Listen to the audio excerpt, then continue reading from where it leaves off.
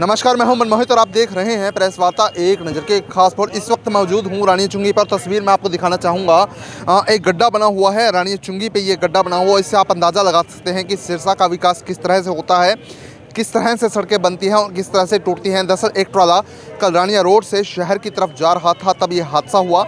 सड़क अचानक धंस गई और उस गड्ढे के अंदर जो है ट्राले का टायर फंस गया। तो ये बड़ी तस्वीर है सिरसा के रानिया चुंगी के पास की। आप देख पाएंगे इस पेट्रोल पंप के बिल्कुल सामने, और यहाँ पहले भी इस तरह का हादसा हुआ था।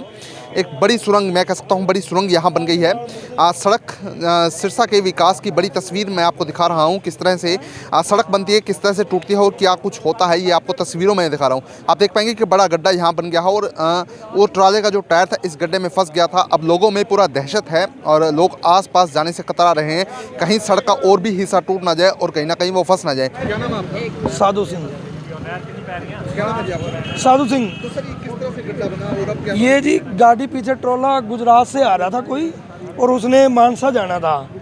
तो जैसे वो यहाँ पे आया तो उसके जो पीछे वाले टायर थे, जो आगे के टायर थे उसके साथ में पीछे वाले टायर थे, वो टायर एक धंसना शुरू हो गया धीरे। तो वो ड्राइवर और क्लीनर दोनों उतर गए।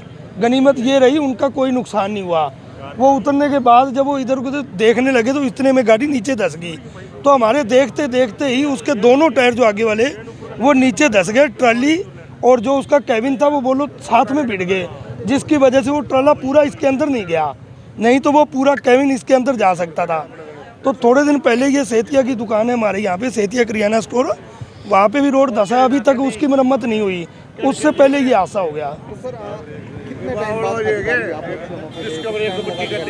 अधिकारी तो जी मेरे हिसाब से तो नहीं पहुंचे, उन्होंने खुद ही अपना अरेंज करा था। जो 4 हाइड्रो लगी हुई थी उसको निकालने के लिए 4 को बुला करके उसके बाद निकाला गया है जी को। तो बहुत जिस तरह से ये तस्वीर सामने आई कि सड़क के नीचे कुछ भी नहीं है, तो कितना खतरनाक है। कोई छोटा व्हीकल होता है कि नहीं, बड़ा हादसा भी होता है। बड़ा हादसा, छोटा व्हीकल होता तो हादसा हो सकता था, बट छोटे व्हीकल का तो इतना वेट नहीं था।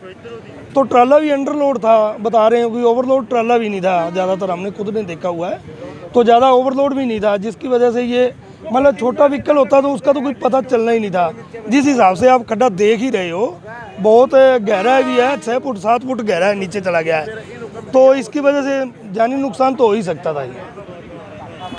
बस मेरा नाम टिंक है। तो ये जिस तरह से आप तस्वीरें सामने आई हैं, गड्ढे के नीचे कुछ भी नहीं है, क्या कहना चाहेंगे? ये प्रशासन ने जो भी काम किया है उसका ध्यान नहीं दिया। जब ये बनाया उन्होंने सही मटेरियल नहीं लगाया होगा, इसकी वजह से ये सारा धंस गया। धंसने से कोई छोटा व्हीकल भी होता तो उसको बहुत ज़्यादा या तो एक्सपायरी हो जाता मेरे हिसाब से, तो वो चाहे मोटरसाइकिल वाला होता या कार वाला होता तो वो तो अपनी जान से हाथ धो बैठता। और ये कम से कम मेरे ख्याल से 12-13 फुट नीचे होएगा, और काफ़ी एरिया में ये अब देख ही रहे हो तस्वीरों में कि काफ़ी एरिया में फैल गया है, काफ़ी डूंगा खड्डा है। और प्रशासन का अभी तक कोई भी यहाँ आदमी नहीं है कि आके उसको देखे कि भाई हमने ये ठीक करना है, क्या करना है। कम से कम प्रशासन को यहाँ अब आना चाहिए था कि आगे देखते कि कैसे है अभी जो मतलब कि बन रहा है। उसका भी ट्रॉले वाले का भी काफ़ी नुकसान हुआ है, शुक्र है वो बच गए, उसका भी काफ़ी नुकसान हुआ है। कम से कम उसको भी चोटें वोट नहीं लगी, चलो बचत रह गई।